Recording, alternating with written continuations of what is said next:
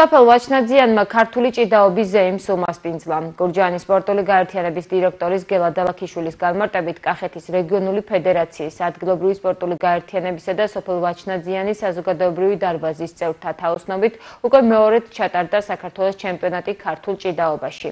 ასპარეზობაში უძლიერესი ფალოვნები მონაწილეობდნენ, რამაც კიდევ უფრო საინტერესო გახადა ღონისძიება.